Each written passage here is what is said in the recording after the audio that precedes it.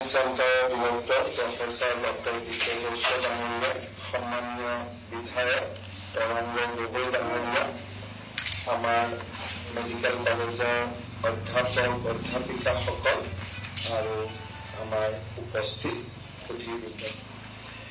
ইতিমধ্যে ডক্টৰ বসন্ত গoswami ডাঙৰীয়াই উল্লেখ কৰিছে যে আজি আমাৰ গুৱাহাটী চিকিৎসা মহাবিদ্যালয়ৰ CM Center এটা অতি অত্যাধুনিক MRI আমি উদ্বোধন কৰিব পাৰিছো আৰু এই MRI মেচিনটোৰ বাবে ৰাজ্য চৰকাৰে 30 কোটি টকা ব্যয় কৰিছে। আমাৰ অসমত বা আমাৰ ক'ব গ'লে বহুবিলাক স্থানত যিমানবিলাক MRI আছে তাতকৈ এই 3 টেসলা MRI-টো যথেষ্ট উন্নত বুলি কোৱা হৈছে, য'ত বহুখিনি নতুন নতুন সুবিধা সংলগ্ন কৰা হৈছে। মই ভাবোঁ যে ইয়াৰ ফলত আমাৰ মোক যিখিনি ডেমনষ্ট্ৰেশ্যন দেখুৱাইছে, এই ডেমনষ্ট্ৰেশ্যনটোত মই ইমানেই বুজিছোঁ যে আমাৰ যিবিলাক পেচেণ্টৰ ক্লষ্ট্ৰফেবিয়া থাকে তেওঁলোকে ইয়াত অতি সহজে ইমেজিং কৰোৱাব পাৰিব বা আমাৰ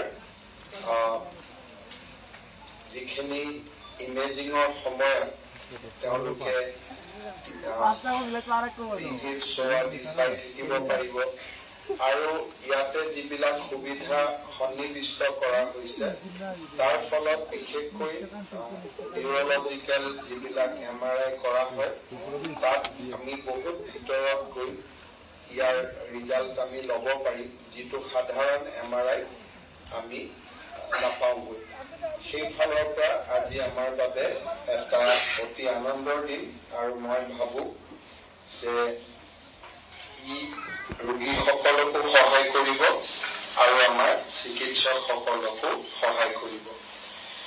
এই CM চেণ্টাৰটো 2022 চনৰ 9 মে তাৰিখে ইনগ্ৰেট কৰা হৈছিল আৰু লাহে লাহে ই যথেষ্টখিনি সুবিধা পেচেণ্টসকলক দিব পৰা হৈছে। ইয়াত 8টা মডিউলাৰ অপাৰেশ্যন থিয়েটাৰ আছে আৰু আমাৰ চিকিৎসকসকলেও ইয়াত যথেষ্ট সা সুবিধা ৰোগীসকলক দিব পাৰিছে। মই ভাবোঁ যে আমাৰ মেডিকেল কলেজক লৈ আমাৰ যিখিনি স্কিম আছে বা প্লেন আছে তাৰ ভিতৰত ই এটা গুৰুত্বপূৰ্ণ আমাৰ ইচ্ছা আছিলে যে ৰাস্তাৰ এটা ফালৰ পৰা আনটো ফাললৈ যাতে পেচেণ্টসকলে অহা যোৱা কৰি থাকিব নালাগে। আমাৰ ৰাস্তাৰ ৰাইট হেণ্ড চাইডত বিশেষকৈ ছুপাৰ স্পেচিয়েলিটি ব্লকত এতিয়া আমাৰ CT স্কেনো হৈ গ'ল, আমাৰ MRI হৈ গ'ল আৰু কেঞ্চাৰ হস্পিটেলতো আমাৰ এজ এ ষ্টেণ্ড বাই আমাৰ বহুখিনি সুবিধা আছে। গতিকে এই ক্ষেত্ৰত আমি ৰাস্তাৰ ৰাইট হেণ্ড চাইডত যিখিনি ফেচিলিটি আছে তেওঁলোক যথেষ্ট চেল্ফ ডিপেণ্ডেণ্ট এতিয়া হ'ব পাৰিব। মই আশা কৰিছোঁ যে আমি বছৰটো 2025 চনৰ আৰম্ভণিতে আমাৰ যিখন মাদাৰ এণ্ড চাইল্ড হস্পিটেল আছে সেইখনো আমি ইনগ্ৰেট কৰিব পাৰিম আৰু তাৰ ঠিক পিছতে আমি গুৱাহাটী মেডিকেল কলেজৰ পুনৰ নিৰ্মাণৰ কামত আমি হাত দিব পাৰিম। ইতিমধ্যে আপোনালোকে তাৰ ড্ৰয়িং আনিও দেখিছে আৰু সেই হস্পিটেলখন আমি উইথ 100 years ফিউচাৰিষ্টিক প্লেন এটা লৈ আমি কৰিব খুজিছোঁ।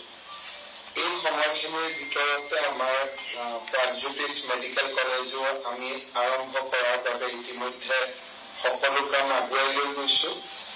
ছেকেণ্ড মেডিকেল কলেজখন হৈ যোৱাৰ লগে লগে আমাৰ পেচেণ্টসকলে আৰু বেছি সুবিধা পাব পাৰিব আৰু সেই হস্পিটেলখনো আমি অহা বছৰৰ আৰম্ভণিতে আমি উদ্বোধন কৰাৰ আশা ৰাখিছোঁ।